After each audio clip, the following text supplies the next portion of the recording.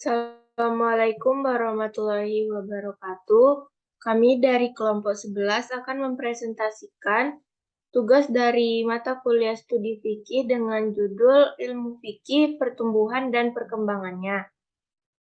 Perkenalkan, saya Diah Ayu Tirta Istiqomah Sajoko dengan NIM 210603113110060 bersama teman saya Citra Salasa Amanda dengan NIM 210603113110089. Table of content yang pertama yaitu definisi ilmu fikih, yang kedua pertumbuhan ilmu fikih, dan yang ketiga yaitu perkembangan ilmu fikih pada era modern. 1. Definisi ilmu fikih. Secara etimologi, kata fikih dapat disetarakan dengan kata al-ilm atau ilmu. Fikih juga berkonotasi makna dengan al-fahm atau pemahaman yang gilirannya menyimpan makna al-fahmun amik. Secara istilah, fikih dapat dipahami dalam dua pemahaman, yakni pemahaman tentang hukum-hukum syariat yang berkaitan dengan perbuatan dan perkataan mukallaf dan hukum-hukum syariat itu sendiri. Seiring perkembangannya, dapat disimpulkan bahwa ilmu fikih adalah ilmu yang menerangkan hukum-hukum syara' yang amalia dan diambil dari dalil-dalil yang terperinci. Fikih adalah ilmu yang diperoleh dengan jalan ijtihad dan membutuhkan penalaran dan ta'amul. Next. Yang kedua yaitu pertumbuhan ilmu fikih. Pertumbuhan ilmu fikih terbagi menjadi 6 periode, yaitu periode Rasulullah, yang kedua periode Khalifah Ar-Rasyidin, yang ketiga periode awal pertumbuhan fikih, yang keempat periode Imam Mazhab atau periode keemasan, yang kelima adalah periode Tahrir, Tafrij, dan Tarjih, dan yang terakhir adalah periode kemunduran fikih. Yang pertama, periode Rasulullah. Periode ini dimulai dengan Nabi Muhammad yang diangkat sebagai utusan terakhir 13 tahun sebelum hijrah ke Madinah dan berakhir dengan meninggalkan dunia ini pada tahun ke-11 setelah hijrah. Era ini dianggap sebagai masa terpenting dalam perkembangan fikih karena ini adalah era wahyu dari Allah Subhanahu wa taala. Hukum sebagaimana diturunkan oleh Allah dan dijelaskan oleh Rasul-Nya diselesaikan selama masa hidup Nabi. Seperti yang dikatakan dalam surat Al-Maidah, "Hari ini aku telah menyempurnakan untukmu agamamu dan melengkapi rahmatku kepadamu dan telah menyetujui bagimu Islam sebagai agama." Landasan fikih sepanjang sejarah selalu dan akan selalu wahyu, yang terdiri dari Al-Quran dan Sunnah. Ciri menonjol dari fase ini adalah bahwa hukum tidak diwahyukan sekaligus. Itu terungkap secara bertahap selama 23 tahun, mulai terbentuk secara perlahan, misalnya awal sholat adalah kewajiban pagi dan sore, kemudian diwajibkan 5 kali sehari. Awalnya jumlah zakat yang tidak ditentukan, terserah untuk membayar seberapa banyak mereka dapat atau ingin. Demikian pula alkohol tidak langsung dilarang. Sebaliknya, pelarangan tersebut melalui proses bertahap. Beberapa hukum diturunkan sebagai tanggapan atas hal-hal tertentu yang terjadi atau pertanyaan yang diajukan kepada Nabi. Pada periode Rasulullah ini dibagi menjadi 2 periode, yaitu periode Mekah dan Madinah. Periode Mekah berlangsung selama 12 tahun lebih. Pada periode Makkah ini hampir tidak ada hukum Islam karena pada masa ini Rasulullah lebih memfokuskan untuk menanamkan ketauhidan seperti akidah, kepercayaan, akhlak, serta sejarah pada setiap individunya. Ayat-ayat yang diturunkan juga berisi tentang ketauhidan. Sedangkan pada periode Madinah yang berlangsung 10 tahun, umat Islam telah berkembang dengan pesat dan dibutuhkannya suatu hukum syariat Islam. Dan terbentuknya hukum syariat Islam dan ayat-ayat yang diturunkan tentang wasiat, hukum perkawinan, talak, jual beli, sewa, dan segala transaksi dan hutang piutang. Periode kedua yaitu periode Khalifah Ar-Rasyidin. Era ini dimulai sejak wafatnya Nabi Muhammad hingga Muawiyah bin Abu Sufyan yang memegang tahta pemerintahan Islam pada tahun 41 Hijriah atau 661 Masehi. Sumber utama hukum Islam pada era ini adalah Al-Quran, Sunnah, Ijma, dan Ijtihad atau pendapat pribadi. Selama era ini, dua sumber baru hukum Islam secara alamiah tumbuh dan berkembang. Seiring dengan kemajuan dan perkembangan masyarakat Muslim, para sahabat menghadapi situasi dan masalah yang tidak mereka hadapi selama masa Nabi Muhammad. Dan penting bagi mereka untuk menentukan aturan hukum. Para ahli hukum di zaman itu mengambil tanggung jawab untuk menentukan putusan dari masalah dan kejadian baru ini menggunakan keterampilan nalar mereka dalam bidang Al-Quran dan hadis.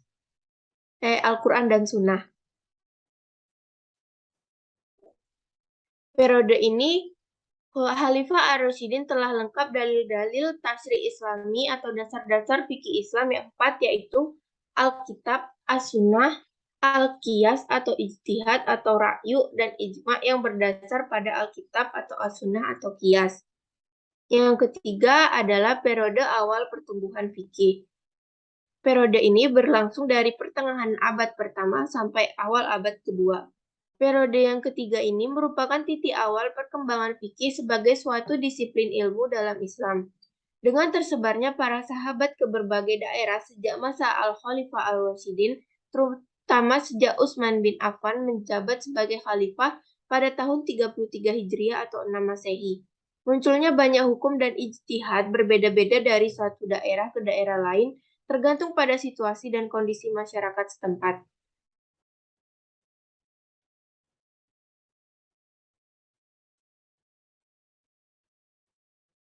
Pada masa ini, banyak murid, para sahabat yang dikenal sebagai generasi tabi'in yang menjadi acuan dalam menangani berbagai persoalan hukum pada masanya dan di daerahnya masing-masing.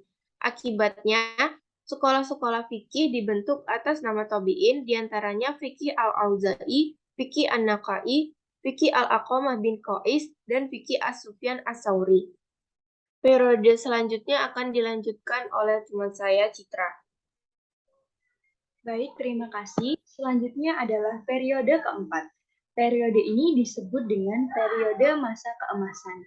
Periode ini dimulai setelah runtuhnya dinasti Umayyah dan dilanjutkan dengan dinasti Abbasiyah yang terjadi mulai dari pertengahan abad kedua hingga pertengahan abad keempat.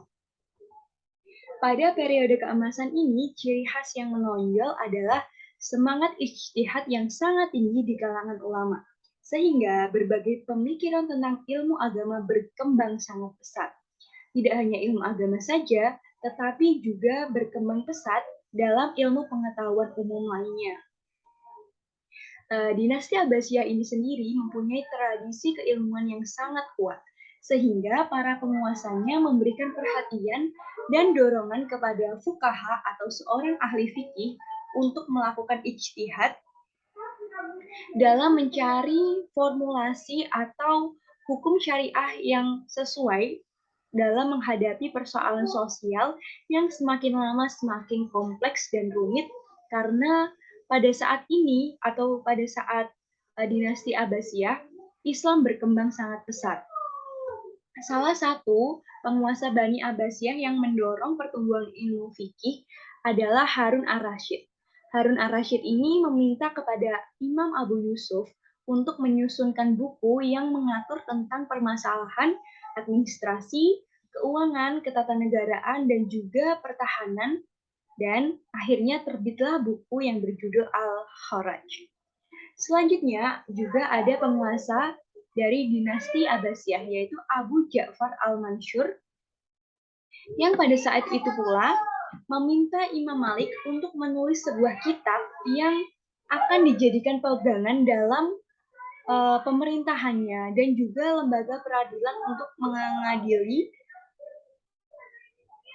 umat pada zaman tersebut, yang dinamai dengan buku Al-Mutawaddo, artinya yang disepakati. Dan karena semangat ijtihad yang sangat tinggi ini, inilah awal munculnya mahzab-mahzab fikih seperti mahzab Hanafi, mahzab Imam Maliki, mahzab Imam Syafi'i, dan juga mahzab Imam Hambali. Masa keemasan ini juga ditandai dengan penyusunan kitab-kitab fikih dan juga usul fikih. Di antaranya kitab fikih yang paling awal yaitu Al-Mutawatta karya Imam Malik, ada juga dari Imam Syafi'i, dan ada Zahir Ar-Riwayah dan lain sebagainya.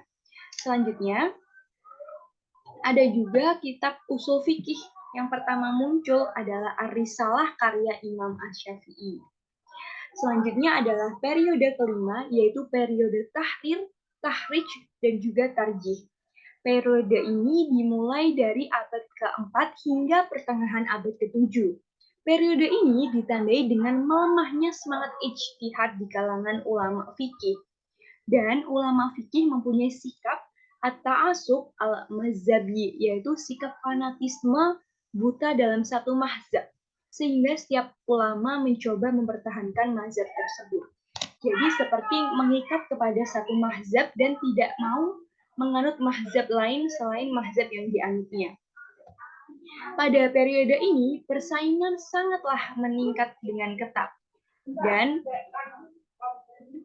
masing-masing orang atau masing-masing penganut fikih ini menganut imam fikih atau mazhabnya masing-masing dan tidak mau mengikuti mazhab yang lainnya. Jadi mereka terikat pada zaman ini.